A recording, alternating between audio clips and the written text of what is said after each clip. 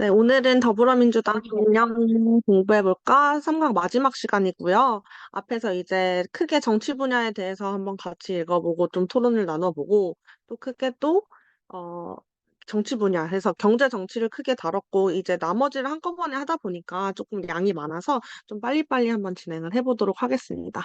이게 일반 오버뷰로 강령이 그래서 무엇이고 어떤 의미를 가지고 어느 역할을 하기 때문에 중요한지는 계속 짚고 넘어갔고요. 근데 계속 이번에 처음 들어오시는 분들도 있어서 정말 간단하게만 넘고 지나가자면 당 강령은 이제 정당의 가치를 담고 있고 그 존재 이유 결국은 이제 강령이 이제 정책 공약이나 정책으로서 쓰이는 역할도 있지만 그게 이제 그 정책이나 이제 기본 지침을 통해서 결국 그 정당이 추구하는 이제 집권에서 이루고 싶어 하는 근본적인 정책이라던가 가치, 지향점을 담고 있기 때문에 굉장히 중요한 역할을 한다라고 이제 말할 수 있고요. 그렇기 때문에 이제 당의 정체성에 직결되는 문제이기 때문에 정당의 이제 뭐 체계라던가 조직 운영이라던가 구조에 굉장히 긴밀하게 연계가 되어 있습니다. 그런 측면에서 우리나라의 민주주의, 우리나라의 정치, 우리나라의 민주주의에 있어서 우리나라 정당의 특성 역시 이제 뭐 이념과 정책의 동질성 이런 것보다는 지도자의 리더십과 선택, 되게 카리스마형 지도자를 따라서 이제 정당이 이합집산되고 이제 합당분당이 반복되는 이러한 역사적 특성이 있기 때문에 결국 이거에 따라서 이제 정당의 강령도 결국은 이념적 정체성이나 지향성보다는 이제 차별성이 딱히 없는 좀 그러한 이제 한계점이 분명히 있다는 것도 학술적으로 짚고 있다는 걸 알고 계시면 되겠습니다. 그래서 이제 예를 가장 대표적으로 독일의 사회문제당이 이제 강령을 어떻게 획기적으로 변화시켜서 집권에 성공하고 이 강령이 뭐 30년 동안 이루어졌고 어떤 기본 가치를 가지고 있으며 이런 거에 대해서도 얘기를 간단히 했었고 특히 이제 정치 분야를 할 때는 이 채택의 과정에서 또 집중을 해서 얘기를 나눠봤습니다. 그래서 어, 대표적인 이러한 좀 유럽 국가에서는 이 강령을 의 초원을 만드는 데에도 정말 수년에 걸쳐서 하고 굉장히 다양한 차원과 뭐 이렇게 단위에서의 수령 과정을 거쳐서 굉장히 치열한 토론 후에 이제 이게 최종안이 채택이 되는 경우를 볼 수 있었고요.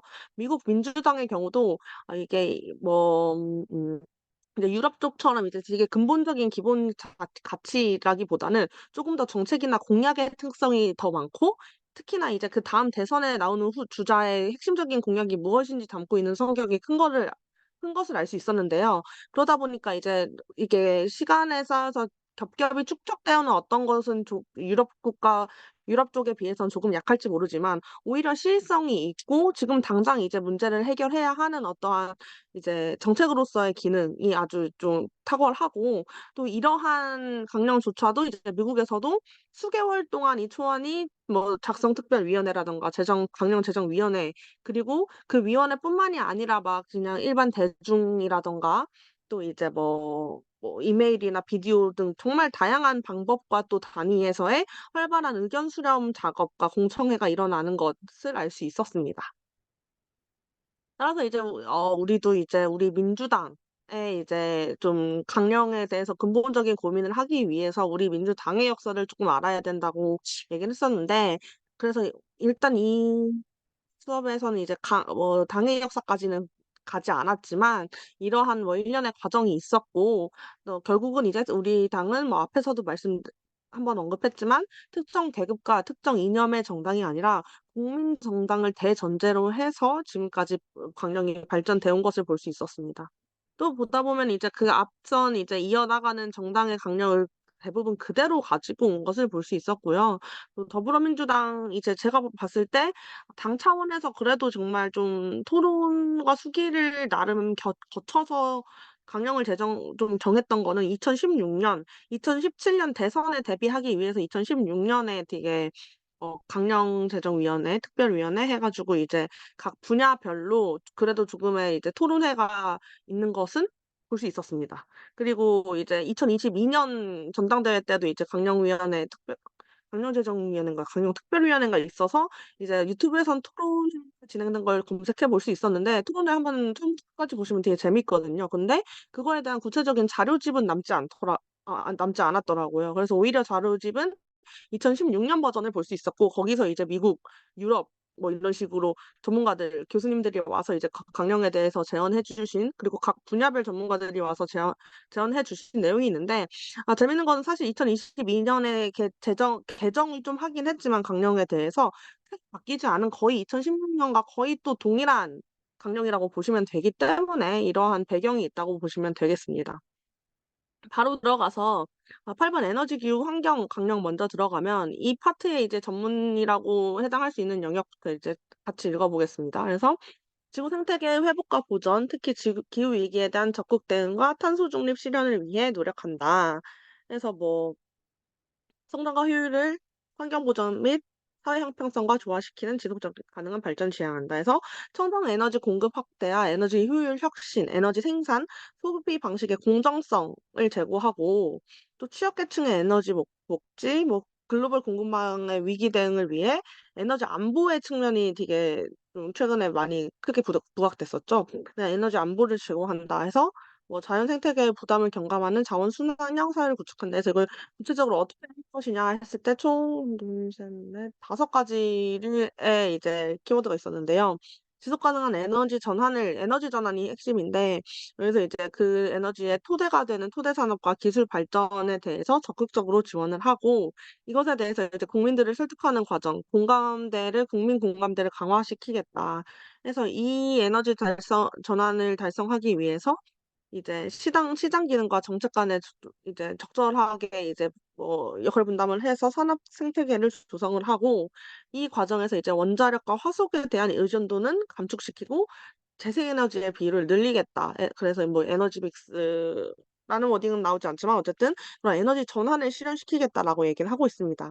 또한 기후위기 대응과 탄소 중립 사회 구현을 위해서 이제 뭐 신속하게 전환하고 그린 뉴딜을 통해서 그것을 이룰 거고 또 다양한 기후 재난에 대응해서 기후 협력을 뭐 기르겠다라고 키워드 제시하고 있고요.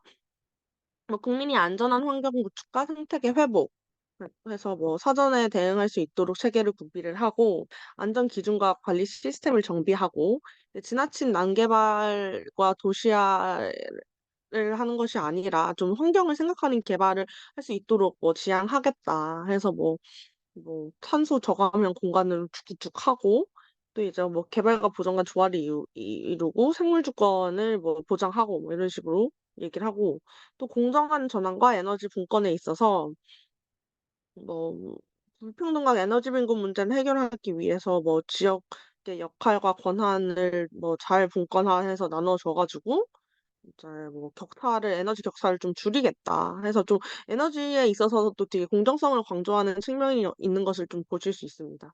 또 이제 남북 및 국제사회와의 환경 협력을 강화하겠다. 뭐 그래서 이걸 통해 오히려 이제 뭐 한반도 긴장 완화에 기여할 수 있는 공동 노력을 하겠다. 그래서 이렇게 얘기를 하고 있습니다. 그래서 이건 좀 많으니까 그때그때 좀 하고 싶은 말은 제가 발제하고 싶은 내용은 좀 얘기를 하고 넘어가자면 그래서 이제 뭐 강령의 뉴딜 정책, 그린 뉴딜을 통해서 이제 기후 위기에 대응하면서 중립사회를 구현하겠다고 하고 있는데 그래서 그 뉴딜 정책은 구체적으로 무엇인지 그래서 우리가 1부터 지속적으로 문제 제기가 나오는 곳이 이게 뭐 그냥 교과서적 백화점식 나열로 좋은 얘기는 다 갖다 붙여 놓긴 했는데 뭐 당연히 이러한 지향적인 목표를 이루면 좋겠지만 이것을 그래서 우리 정당이 어떤 전략과 어떤 기조를 가지고 구체적으로 어떤 우선순위를 가지고 단계적으로 무엇을 실현하겠다라는 게 굉장히 부족하다. 그리고 아예 조금 우리의 책임이 있지만 어느 정도 좀 당장 이제 좀 굉장히 논란이 될 만한 부분들은 조금 책임을 비껴가는 조금 아예 언급조차 하지 않고 있는 부분이 있다. 뭐 일자리 노동 측면에 있어서 노동 유연화라는 이슈라든가 뭐 대표적으로 이런 식으로 이제 지적을 해 왔는데 여기서도 이제 일관적으로 구체적으로 구체성이 그러니까 부족한 것을 알 수 있었고요. 예를 들어서 이제 또 상대 진영에서 재생에너지 적폐 세력이라는 식으로 이제 뭐 태양광 적폐 막 해 가지고 우리 진영을 좀 공격하는 경향이 있는데 음 그것에 대해서 저는 이제 또 사업적으로 사업하는 사람들 사이에서 좀 들었던 말이 있어서 진짜로 그거에 대한 전문성과 사업성이 있는 것보다는 좀 이념적으로 그쪽으로 이제 전환하는 과정에 있어서 그쪽을 좀 밀어준다. 막 이런 지적을 실질적으로 현장에서 좀 들었던 그런 것이 있어서 좀 이게 강령에 나올 건 아니겠지만 그래서 정말로 재생에너지에 대해서 어떠한 확실한 어떠한 이념적 지향성이나 뭐 이념이 떠나서 정책적인 지향점이나 이제 단계별 전략이 있는지 그리고 어 이제 에너지 관련 전문가들은 지속적으로 이제 재생에너지와 원자력 발전의 이런 경쟁적 구도가 되면 안 된다. 결국은 이 사이에서 균형을 잡아서 재생에너지, 즉 이제 친환경 에너지 쪽으로 전환을 하기 위해서는 원자력이 굉장히 친환경적인 성격을 가지고 있기 때문에 이러한 뭐 원자력도 적절하게 할 수밖에 없는 것이 현실적인 대안인데 이걸 굉장히 되게 단순하게 기후를 위해서 환경을 위해서 재생에너지로 간다 할 때 탈원전 정책을 딱 밀어붙인다든가 좀 이 원전을 지속적으로 감소시켜야 된다든가 이런 거에 대해서는 실질적으로 그럼 진짜 이렇게 모순 지점이 있다는 거죠. 가능하냐? 재생에너지만으로도 에너지 구조를 해서 가능하느냐? 그런 차원에서 이제 이렇게 좀 적대 구도로 가는 건 아닌 것 같다라는 생각이 들고 있고요. 그래서 이제 예를 들어서 이렇게 조선일보임을 감안은 하긴 해야겠지만 문정부 시기에 못 봤던 이제 온실가스 뭐 40% 감축하겠다. 이거 최근에 감사원에서 그냥 정한 숫자였다라고 밝혀졌다고 지금 기사에서 말을 하고 있어요. 2023년 기사인데. 근데 이거는 뭐 실제로 제가 이거 관련한 에너지 강의를 좀 들었었는데 그때 당시에 이제 전문가도 조금 이런 식으로 말씀을 하시더라고요. 사실 40%가 어느 정도 뒤에 어떠한 어 정보나 이제 체계적인 그 과정에서 나온 어떠한 근거가 있는 퍼센테이지가 아니라 조금 이렇게 정치적으로 쓰인 측면이 있고 실질적으로 현실적으로 아무리 엄청나게 진짜 모든 걸 다 찌려 박아서 한다 해도 40%는 가능한 수치가 아니라는 거예요. 뭐 이런 걸 봤을 때 음 이런 것들 이러한 구체성, 전문성들을 이제 강령에서 우리가 어떻게 구비할 수 있을까를 추가적으로 같이 얘기를 해 보면 좋겠다라는 생각을 할 수 있었어요. 아이고.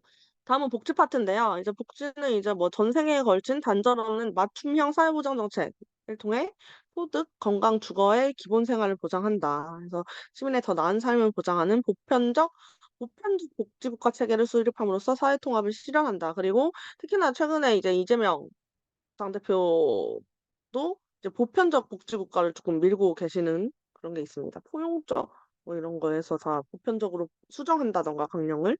이렇게 진행을 했고 그럼 구체적으로 어떤 걸 의미하느냐 했을 때 "전 생애에 거쳐서 기본 생활을 보장하겠다." 해서 뭐 소득, 건강, 노후에 대한 보장을 위해서 다층적이고 통합적인 기본 생활을 보장하고 뭐 이런 식으로 보장 정책, 사회 서비스 정책 확대하겠다 이런 식으로 얘기를 하고 있고요. 사회 안정망과 중앙 지방 간 균형 복지에 대해서도 이제 중앙 지방 균형에 대해서는 좀 지속적으로 우리 강령에서 나오고 있는 부분이기는 해요. 그래서 사회보험 제도의 공공성과 보장성을 확대하고 공공부조를 내실화하겠다.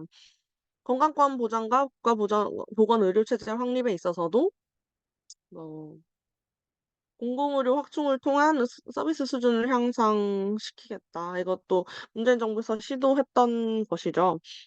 그래서 뭐 건강 불평등을 완화하고 국민건강보험의 보장성을 강화하고 의료비 부담은 낮추겠다. 예방 중심으로 이제 뭐 사후 이제 아픈 사람에 대해서 치료를 하는 것보다 병이 걸리지 않도록 예방 중심으로 가는 것으로 확대할 거고 감염병 및 질병에 대한 이제 코로나 영향이 크겠죠.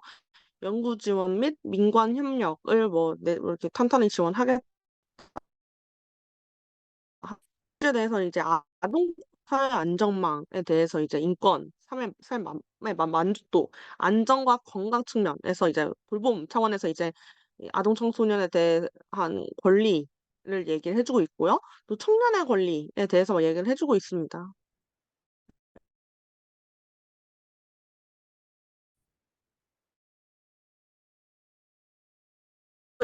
기반으로 이제 인 다시 인권과 권리, 교육 훈련 취업에 보장들 맡을 수 있도록 하고 소질 개발 뭐 이런 식으로 해서 뭐 실패의 두려움을 극복하고 재도전을 이제 뭐 장려하기 위해서 금융 지원을 한다든가 막 이런 것들을 이제 뭐 제시하고 있습니다. 그건 이제 아동 청소년, 청년 했으니까 이제 노년이 나와야죠. 그래서 양질의 돌봄 서비스, 학대와 외로움으로부터 보호받을 수 있도록 연금, 국민연금, 사각지대를 해소하고 뭐 노인 장기 요양 보험에 대해 실화 공공성. 그래서 보시면 알겠지만 다 좀 좋은 말이긴 해요. 장애인 자활 지원과 차별 금지 측면에서는 뭐 차별에 대해 금지하고 시민으로서의 기본권을 실현 지켜주고 보장하고 고용과 자활 지원, 뭐 소득 보장하는 정책, 이동권 확대, 독립 생활 뭐 이런 거, 특히 또 여성 장애인 생애에 대한 뭐 지원을 얘기하고 있고 이주민과 다문화 가족의 사회권에 대해서도 이제 권리 보장, 차별학대 혐오 금지, 노동권, 교육권, 사회적 지원의 측면에서 하겠다라고 얘기를 하고 있는데 이것 역시 굉장히 되게 우선순위와 구체성이 떨어진다. 그리고 예를 들어서 저는 봤을 때 국민건강보험의 보장성은 강화하는데 의료비 부담을 낮추는 이거 뭐 어떻게 하는 그러니까 이거 살짝 뭐 "등 쓰는 복지는 허구다." 이런 것처럼 보장성은 높아지는데 의료비 부담이 낮아지는 건 대체 어떻게 할 수 있는 거죠? 그러면 결국 이걸 위해서는 뭐 예산 효율을 증대시킨다든가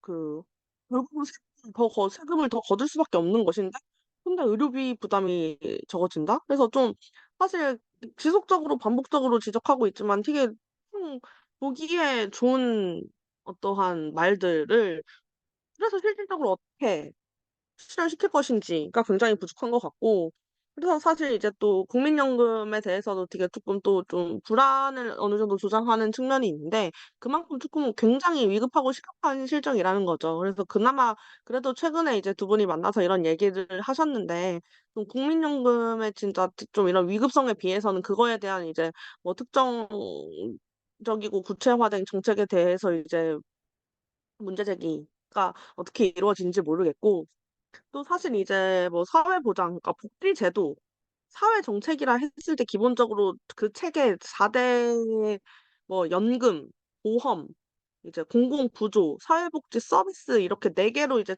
그 전통 체계를 나눠서 볼 수 있는데 이러한 굉장히 지금까지 흘러온 보편적이고 전통적인 복지 체계로 이제 앞으로의 이제 우리가 사회에서 이것을 사람들의 삶을 복지를 보장해 줄 수 있느냐 했을 때 저는 좀 정말 그 큰 국가 담론에 대해서 다시 한번 고민을 해볼 차원이라고 생각을 하거든요. 그랬을 때 앞에서 얘기하고 있는 것은 이것이 뭐 중요하지 않다는 건 아닙니다. 당연히 여전히 OECD 국가에서 이제 복지 관련한 지출이 비교적 우리는 꽤나 적은 편이고 이러한 뭐 기초연금이라든가 보험이라든가 사회 서비스 같은 그런 전통적인 이제 뭐 복지 전달 체계나 제도도 이제 좀 탄탄하게 받칠 필요가 있는데 사회가 굉장히 급변하고 있는 만큼 다시 한번 우리가 복지국가 시스템 자체를 쪼끔 더 뭐 노동 문제라든가 산업 정책이라든가와 함께 연계시켜서 정말 다시 좀 질적으로 전환시킬 때가 됐는데 '기존의 것에 답습이 너무 있는 것이 아닌가.'라는 좀 생각을 해서 이거에 대해서 조금 이야기를 나눠 보고 싶었습니다, 복지 관련해서는요. 그리고 이제 다음은 교육입니다. 교육은 이제 "국가의 기본 책임이다."라고 명시를 하면서 이제 뭐 "사회적 책무와 공공성을 강화하여 사회적 통합의 경로가 되도록 높은 수준의 교육 재정을 확보한다."라고 되어 있어요. 그리고 이제 뭐 팬데믹 해서 어쩌고 저쩌고 해서 이제 어 복지 위기를 극복하고 민주시민 역량을 가진 창직 인재를 육성하기 위해 "교육 대전환을 실현한다."라고 얘기하고 있고 교육은 이제 국가 경쟁력 또 경쟁력 차원으로도 보고 있어서 핵심 의무로 생애 주기별 맞춤형 교육을 제공하여 개인의 행복 추구와 함께 더불어 성장하는 평습 사회를 만든다. 그래서 어떻게 할 것이냐 해서 영유아 교육과 보육의 공공성 강화. 좀 재밌는 것이 그래서 결국 이제 보육 지금 이제 유보 통합 관련해서도 이제 현장에서도 여러 가지 얘기가 많은데 지금 실시되고 있는 교육 그러니까 영유아에 대한 즉 보육의 이제 교육 파트로 이제 편입되어 있는 것을 확인할 수 있었고 이거 관련해서 이제 육아 부담을 줄여주고 이제 보편적인 교육 돌봄 체계를 만들기 위해서 단계적인 육아 유보 통합을 실현시킬 것이다. 근데 이거 이미 지금 하고 있죠, 정부에서. 그래서 이 보육, 유치원 유아에 대한 이제 교육도 의무 교육으로 지정될 수 있도록 이제 하겠다라는 게 이제 강령에 나와 있고, 사교육 부담 없는 책임 교육을 실현하겠다. 그래서 뭐 기초 학력을 보장하고 책임 교육 실현하고, 뭐 이것도 다 좀 좋은 얘기예요. 뭐 교육 결손 극복 지원하고 디지털 강화 및 격차 해소하고 교육자치와 책임을 강화해서 교육과정 다양화시켜서 공교육 패러다임을 대전하는. 근데 이거 다시 말씀드리겠지만 어떻게 하는지는 사실 안 나와 있죠. 대학 교육 대전환인데 대전환이 그래서 키워드예요. 그리고 실제로 이제 이전에 우리가 패배했던 대선에서도 이재명 캠프의 이제 교육 관련해서는 이제 뭐 교육 대전환 해가지고 어떤 캠프의 핵심 키워드가 대전환이었다는 걸로 알고 있습니다. 그래서 국가 균형 발전, 또 여기서도 균형 발전 관련해서 얘기 또 하고 있어서 좀 강령들이 다 좀 균형 발전에 좀 굉장히 많이 계속 뭐 모든 강령에 들어가 있는 게 좀 흥미로웠고요.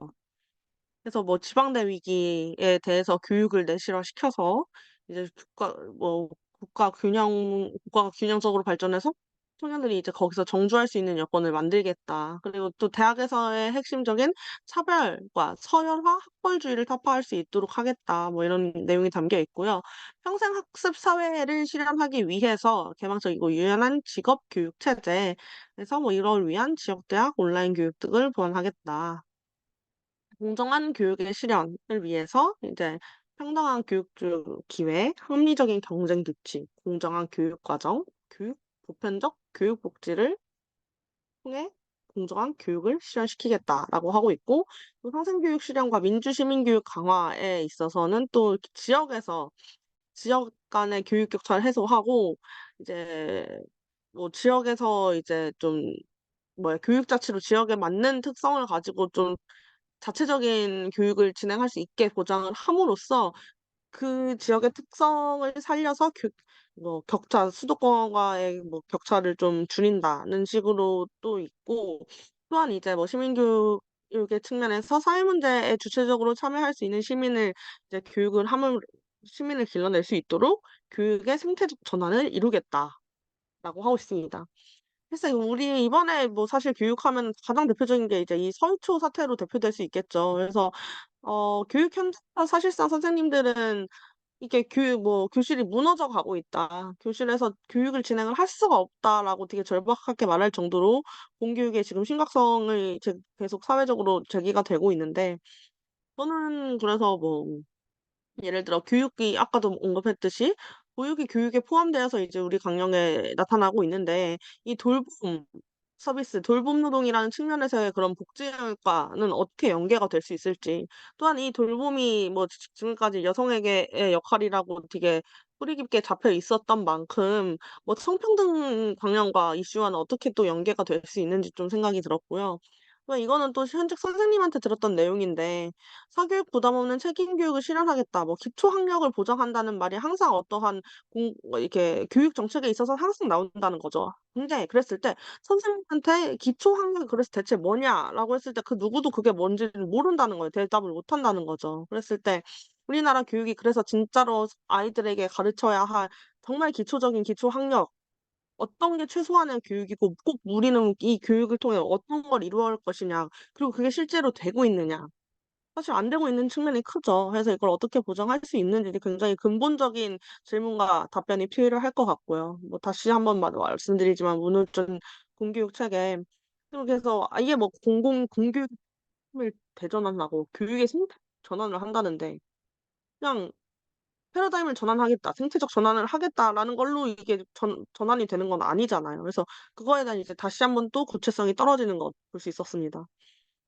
그래서 뭐 특히나 이제 유럽 쪽에 비해서 우리나라가 되게 직업 교육에 대해서 굉장히 잘 안 돼 있는 측면이 있죠. 되게 입시 교육에 치중되어 있고 다양한 직업 교육이 안 돼 있고, 또 이게 다시 맞물려서 노동에 대한 되게 좀 어떠한 되게 낮은 인식, 좀 이렇게 좀 무시하는 어떠한 인식 구조랑 같이 흘러가다 보니까 평생학습관이 되게 생각보다 좋은 프로그램도 많고, 저도 사실 가는 거 좀 좋아하긴 하는데 이게 근데 평생 학습은 또 평생 학습대로 따로 존재함으로써 직업이랑 같이 연계되는 건 굉장히 좀 연결고리가 약하다고 생각을 하거든요. 말 그대로 지금은 살짝 교양 수준에 머무는 게 평생 학습 체계인 것 같은데 이것을 또 어떻게 직업 교육과 연계시켜서 또 노동 분야에 결국 궁극적으로 어떻게 연계될 수 있는가를 좀 한번 짚어보고 싶었고 그래서 이제 결국 이 교육의 핵심은 우리나라의 어떠한 교육 정책이 가지고 있는 허점이라든가 학생들이 느끼는 또 교육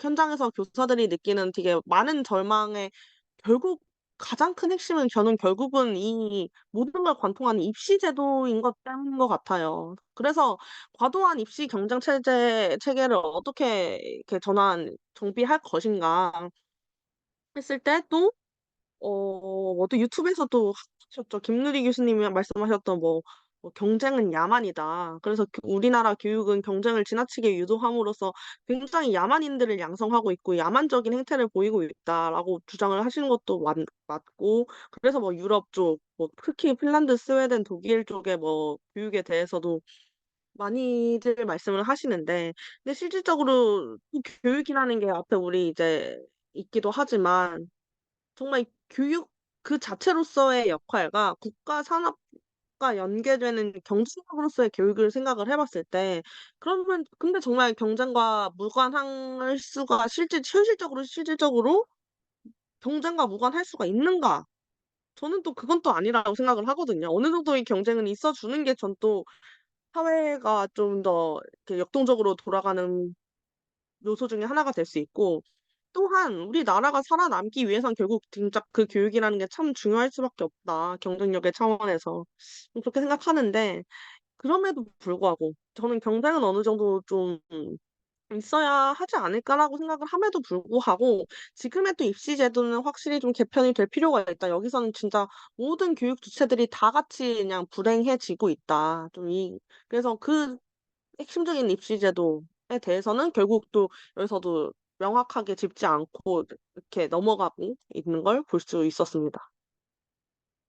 다음은 이제 11번 성평등인데요. 실질적인 성평등 사회를 위해서 남녀 모두의 삶의 질, 혐오와 폭력으로부터 여성을 이제 안전하게 지킬 수 있고 성별 고정관념을 해소할 수 있도록 또 돌봄과 양육 정책의 사각지대를 해소한다. 특히 이제 또 성폭력에 대해서도 이제 피해자 지원을 강화하고 나중에 보면 이제 법적으로 이제 좀 가해자 처벌 강화를 해야 한다는 것도 명시되어 있어요. 성평등 민주주의를 구현하기 위해서 특히 이제 제도권에서의 여성의 이제 선출직이든 임명직이든의 공직 진출을 확대하도록 장려하고 고위직 이동과 균형을 좀 지향하고 고용에서의 불평등과 경력 단절을 이제 보완하겠다라고 얘기하고 있고 남녀 모두가 행복한 사회를 만들기 위해서 이제 젠더 갈등, 혐오, 차별, 인식 격차를 해소하고 소통 강화, 교육을 확대하고 돌봄 노동, 여성의 노동 시장 참여, 돌봄 지원 체계를 네, 다 지원해야 한다라고 얘기하고 있습니다. 할 것이다. 성폭력 관련해서 처벌과 피해자 보호 강화 그리고 이런 것들 고정관념 해소 이런 폭력들 범죄들의 예방 근절, 피해 지원 체계 그리고 가해자 처벌을 강화하는 걸 얘기하고 있습니다. 이거 관련해서는 젠더 갈등을 해소하겠다라고 해서 해소할 수 있는 건 아니잖아요. 여기서도 결국 다시 구체성, 인식과 이걸 어떻게 인식하고 있으며 그럼 그 인식에 대한 어떤 입장을 취할 예정이며 그 입장을 가지고 어떤 대응을 할 것이냐라는 게 좀 더 실천적으로 있으면 좋겠다 싶긴 하고 또 이제 성평등 민주주의의 차원이겠죠. 여성 할당제 지금 이제 이번에 총선에 있어서도 이제 이준석 개혁신당에서는 비례 홀수번을 여성에게 부여하는 것을 없애자라고 여성 후보가 말하는 걸로 좀 이슈가 조금 됐었는데 이런 것들에 대해서는 또 이제 새로운 얘기가 좀 나올 때가 됐다. 왜냐면 그런 게 사회적으로 이제 점점 더 드러나고 있고 그게 아니더라도 혹은 저 일부 세력이 그거를 조장하는 것이었더라도 결국 이제 그게 어떠한 사회적 이슈를 가져갔으니까 정말로 저도 이제 저조차도 저는 스스로가 페미니스트라 생각하고 이제 특히나 이제는 여성의 유리천장 여전히 정치권에 절대적으로 숫자가 적은 여성에 대해서 굉장히 좀 문제의식을 가지고 있는데, 진정으로 할당제나 비례 홀수 번제가 여성의 정치 참여와 고위직으로 진출하는 것에 정말 도움이 되고 있는 거냐라는 것은 저는 좀 토론의 여지가 있다. 오히려 이제는 진짜 그것을 없애는 것이 조금 더 많은 기회를 여성에게 줄 수 있지 않을까? 그래서 좀 이러한 예민한 이슈를 한번 건드려보는 좀 새로운 시각도 좀 성평등에 좀 들어가면 어떨까? 좀 되게 뭐 비판을 감수하더라도 좀 더 심각하고 참신한 생각이 들어갔으면 좋겠다라는 생각을 여기선 할 수 있었습니다. 지금 문화체육 예술 관련해서는 이제 이 문화체육 예술 분야를 국민의 기본권으로서 이제 인정을 하고 권리를 적극 보장하겠다 해서 이 기반을 확대해야 하고, 지역에 또 다시 이제 우리 문화 격차, 지역도 격차 균형 나오죠 하고, 문화적 다양성을 추구할 수 있도록 뭐 개인과 공동체의 풍요를 증진하고 이런 식으로 해서 자율성, 다양성, 창의성을 토대로 이렇게 사회 발전의 동력이 되고 문화예술의 사회적 가치를 확산한다. 이걸 위해 그래서 어떻게 하느냐? 행복한 삶과 지속 가능 사회를 위한 문화를 이걸 이렇게 만든다. 그래서 이게 근데 사실 뭐 한류라는 어떠한 특징, 문화 산업이라는 측에서 측면에서는 그 김대중 대통령의 또 유명한 문구가 있습니다. 지원은 하되 간섭하지 않는다는 기본 원칙을 이제 지금까지도 좀 쓰고 있으면서 이거 말고도 근데 다른 게 또 있을까 싶기도 해요. 근데 이제 이거를 이 문화예술체육예술 쪽은 좀 사회보장제도의 측면에서 좀 바라보고 있고, 보편적 정리하는 제도를 구축하겠다. 근데 이건 되게 좋은 지향점이긴 한데 실질적으로 이런 게 굉장히 전 좀 부족한 측면이 있는 것 같아서 이건 좀 실천적인 차원에서 아쉬움이 있는 부분입니다. 그리고 뭐 다양하고 공정한 문화예술 환경 조성해서 뭐 창의력과 표현의 자유, 우리 미래 세대의 문화 감수성을 가지고 성평등한 환경에서 특히 이제 예술 시장에서의 고부가가치 융복합 콘텐츠 관광 여가 산업을 육성하겠다. 이제 그 산업적인 측면, 문화 산업적인 측면에서 좀 강조를 하고 있죠. 그래서 뭐 여가 친화적인 사회 환경 만들겠다. 뭐 어떻게 보면 또 저녁에 있는 삶 이런 것도 이것의 측면이 될 수 있지 않을까 싶어요. 그래서 문화예술 관련 교육도 진행하겠다 하고 있고요. 또 전통문화 예술 보호와 국제문화 교류를 다원화일 거예요. 그래서 이제 뭐 확산시키고 뭐 국제적으로 있는 문화 다양성 협약 정신 지키고 뭐 문화유산 지원 보존 뭐 계승 확산 지원 국제 문화 교류 강화 뭐 이런 것들 얘기하고 있습니다. 이거는 이제 양이 좀 적어서 같이 나중에 한꺼번에 볼 건데, 이제 언론 미디어 이거는 이제 저번에 이제 정치 분야랑 관련해서 언론과 미디어가 굉장히 파트가 없는 거에 대해서 윤범기 기자님이 지적을 해주셨었는데, 여기에 사실 맨 마지막에 있긴 있습니다. 하지만 정치 분야와 그렇게 큰 관련성이 또 아니야. 있죠. 하고 있어요. 네. 그래서 어쨌든 정치 민 경제 권력으로부터의 독립으로 뭐 존재해야 된다고 얘기를 해주고 있고요. 사회적 책임을 다하는 언론을 통해 민주적 사회 질서를 기틀을 마련해서 의사 표현에 제약이 없는 궁극적으로 자유롭고 창의적인 공론의 장을 만든다. 그걸 통해 만들어야 한다. 국민 모두가 정보를 향유할 수 있는 미디어 기본권, 그리고 공공 영역에서 국민에게 필요한 정보가 될 수 있도록 개선하고 지원 확대한다. 국민이 차별받거나 소외받지 않고 다양한 미디어에 접근할 수 있는 환경을 조성한다. 점점 또 미디어가 굉장히 분화되고 다양화되고 있기 때문에 글로벌 경쟁 환경에서 미디어 산업의 국제적 경쟁력을 확보하고 공정한 정책 경쟁을 할 수 있도록 보장한다. 그래서 이거는 여기는데 되게 짧네, 여기도. 그래서 언론의 자유 보장과 미디어 공적 책무를 강화시키겠다. 그래서 자유로운 권력 감시와 비판, 국민 신뢰에 있어서의 사회적 기구로 작용할 수 있도록 하긴 한다. 그리고 미디어 이용자 권익 및 참여를 강화한다.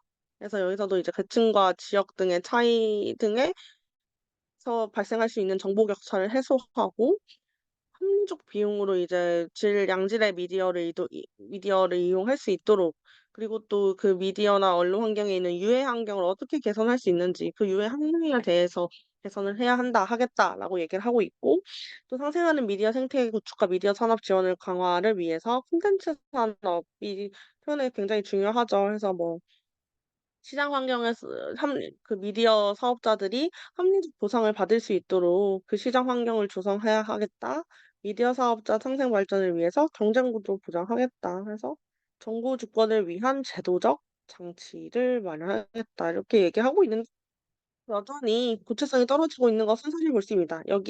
우리 여기 윤범기 기자님께서 여기 계시거든요. 그래서 최근에 나왔던 이제 기사인데 인제 막 굉장히 미디어 쪽은 사실 이쪽 분야에 대해서는 좀 전문성도 떨어지고 업계에 있다 보니까 저도 사실 잘 몰랐는데 여기 뭐 방송 미디어 쪽 교수님 말씀 들어보면 정말, 정말 난리가 났다고 해요 정말. 정말 너무나도 큰 탄압이 이루어지고 있다고 하는데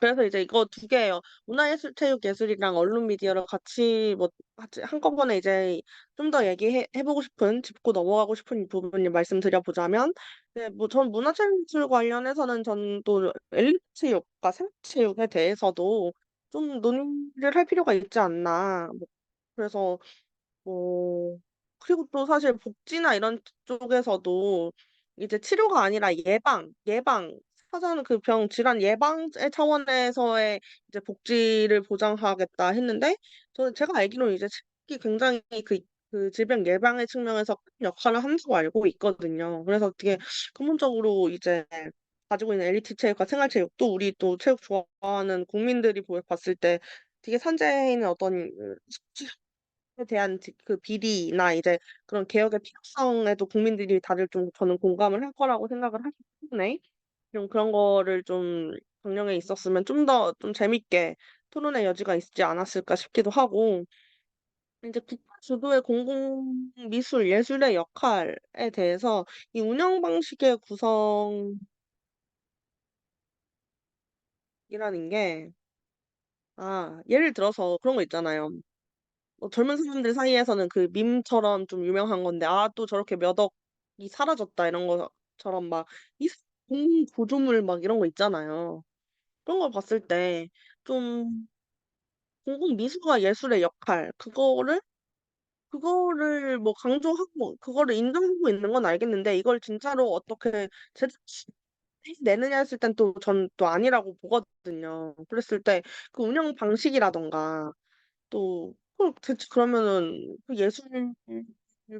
예술 조형물을 누가 선정하느냐. 결국 이건 뭐 지자체의 문제가 될 수 있는데 그래서 그것들에 이제 기반이 되는 것도 이제 결국 당의 강령의 방향성이 있어야 된다고 생각을 해서 사실 또 유럽 같은 곳 보면은 사실 주거 문제에 있어서도 거기서는 이제 사회주택, 뭐 임대주택 같은 공공주택이 그 나라에서 굉장히 유명한 건축가가 엄청나게 예술적으로 지어 가지고 그 공공주택에 대한 이제 혐오를 사전에 찾는 그런 역할을 하기도 한다고 해요. 그래서 이쪽에서는 미술이나 예술 이런 것들, 건축 이런 것들이 이제 우리 사회와 밀접하게 뭐 주거 문제라든가 해서 어떠한 사회적 역할을 할 수 있지 않을까. 좀 이런 거에 대한 어떠한 좀 지향점이 추가되면 좋겠다라는 생각을 할 수가 있었고 로서 결국 이제 저는 또 예술이라는 것은 되게 좀 자유로운 영역이잖아요.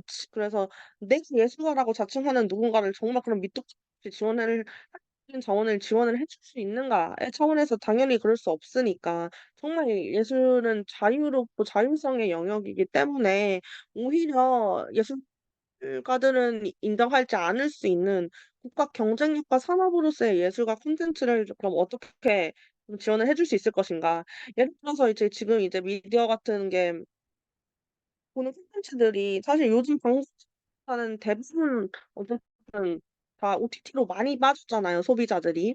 근데 이런 것은 그럼 보완을 해 주기 위해서 콘텐츠랑 그 공공 영역에 있는 좀 그 순서는 OTT랑 대결이 되느냐 이게 규모 측면에서 전 게임이 안 된다고 보거든요. 그러면은 이제 그 다른 외국 자본이라든가 거대 자본이 방송계 그 공식 공공의 영역에도 들어올 수 있게 하겠느냐. 이게 이러한 좀 근본적인 논의를 할 수도 있을 것이며 또한 아니면 또 유럽에서는 또 오히려 공공 채널은 공공의 역할을 오히려 정말 충실하게 하는 다큐멘터리라든가 그런 거에 좀 더 집중되고 이제 국민들이 내 수신료가 아깝지 않다라고 말할 수 있는 그러한 좀 높은 어떤 공적인 콘텐츠를 뽑아내는 거에 치중을 한다든가 좀 이러한 방향성이 있으면 좋겠다라는 생각을 했고요. 이것도 결국 예술과 콘텐츠 이것도 이어지는데 뭐 언론 미디어 운영의 전문성 그리고 이제 뭐 이것도 보면은 미디어도 뭐 사실 큰 그냥 어떤 주도적인 어떠한 이 언론과 미디어에 대한 어떠한 이렇게 뭐랄까 관점, 기준이 전 보이지 않거든요. 했을 때 되게 대응적인 관념이다. 주도적인 주체적인 관점에서의 미디어론이 저는 필요하다. 예를 들어서